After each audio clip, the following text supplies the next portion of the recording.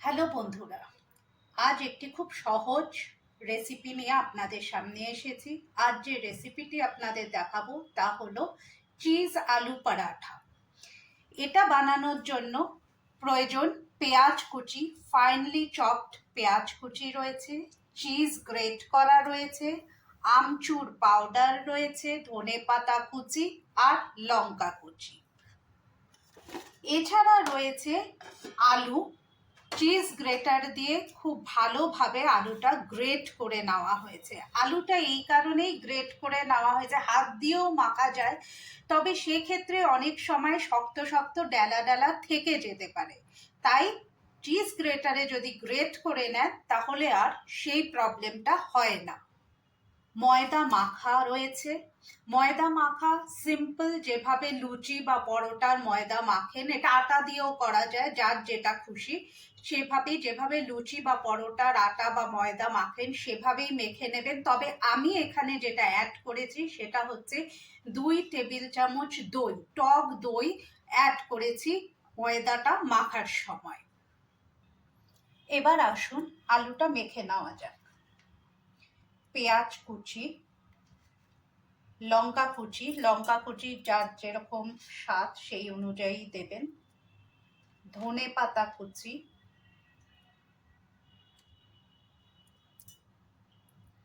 আমচুর powder, আর দিয়ে দেব স্বাদ মতো নুন।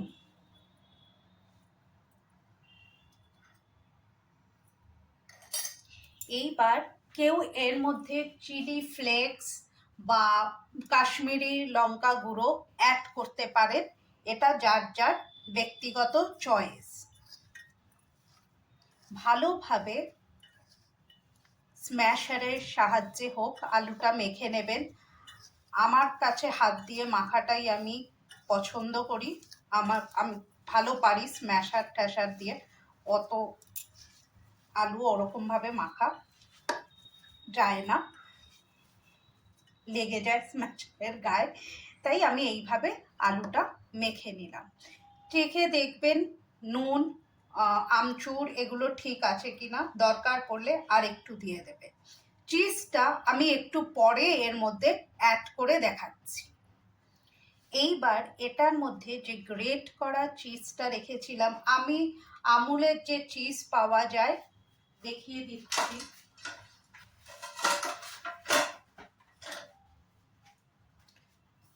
আমুলের যে চিজ পাওয়া যায় সেই চিজের 2 কিউব এর মধ্যে ইউজ করেছি। এবার এটা ভালো করে চিজ দিয়ে মেখে নিতে হবে। এর মধ্যে যেটা অ্যাড করব, একটা জিনিস দেখাতে আমি ভুলে গেছি, যেটা অ্যাড করব সেটা হচ্ছে ভাজা জিরে মশলা।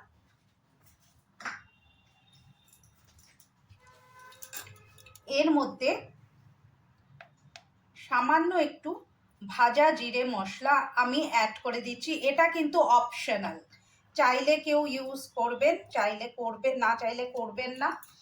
আমার ভালো লাগে এটার গন্ধটা, তাই জন্য আমি ইউজ করি।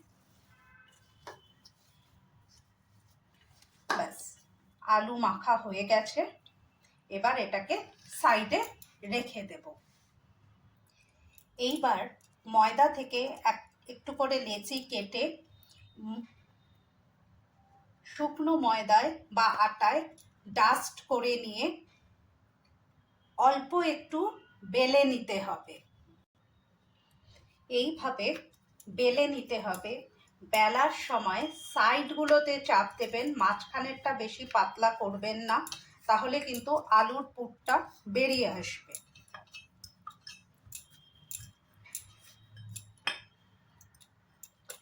এইভাবে বেলে নিয়ে এইবার আলুর পুর ভেতরে ভরে দিতে হবে।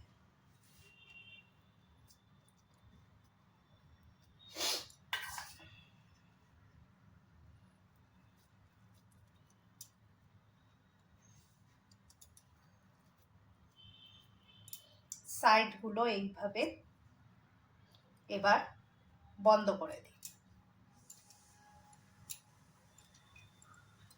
এইভাবে একটা পুট স্মুথলি বানিয়ে ফেলুন। শুধু খেয়াল রাখবেন কোথাও থেকে যেন ফেটে না যায়। এইবার এটাকে এরকম একটু চাপ দিয়ে আবার ময়দার ডাস্টে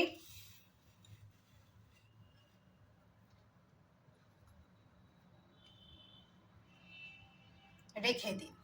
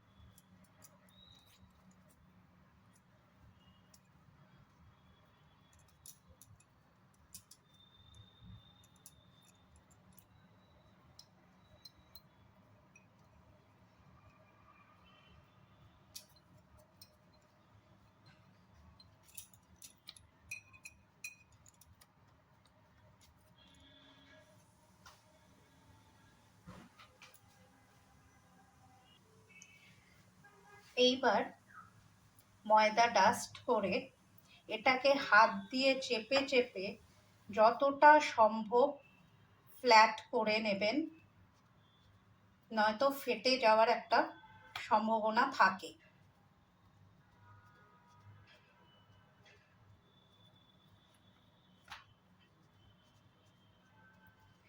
যতটা পারবেন হাত দিয়ে এটাকে ফ্ল্যাট করে নিলে কতটা ফেটে যাওয়ার সম্ভাবনা থাকবে না। আর ফেটে গেলেও অসুবিধার কিছু নেই, ভালোই লাগে খেতে। কিন্তু এইবার বেলন দিয়ে হালকা হাতে এটাকে বেলে নেবে। একটু মোটা রাখবেন, বেশি পাতলা করতে গেলে ফেটে যাবে। ঠিক এইভাবে ঘুরিয়ে ঘুরিয়ে বেলে নেবে।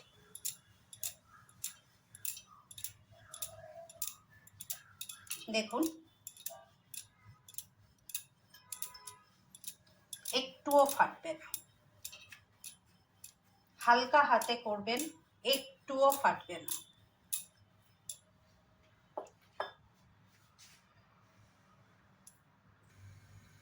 তাওয়া বসিয়ে আমি ঘি দিয়ে দিলাম। তেল বাটার ঘি যাতে খুশি করতে পারেন, কোনো অসুবিধা নেই।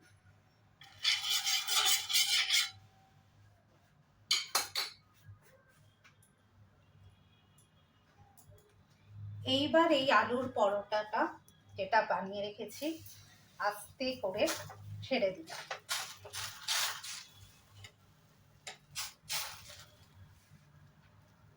হতে থাক।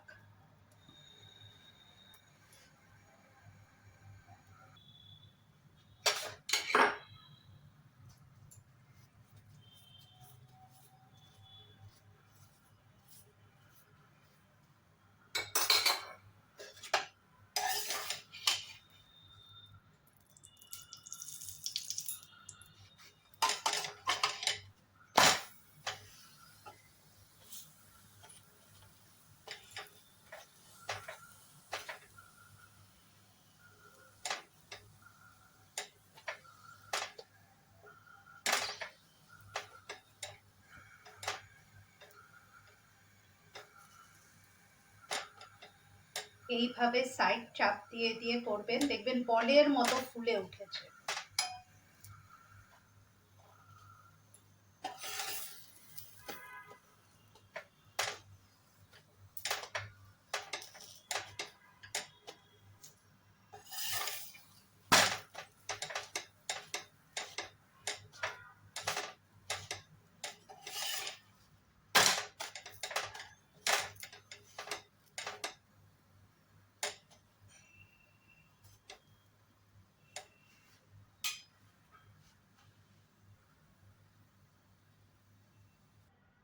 হয়ে গেল আলুর পরোটা। খুব ইজি অ্যান্ড সিম্পল ওয়েতে করা আলুর পরোটা। আসছি পরে অন্য কোনো রেসিপির সাথে।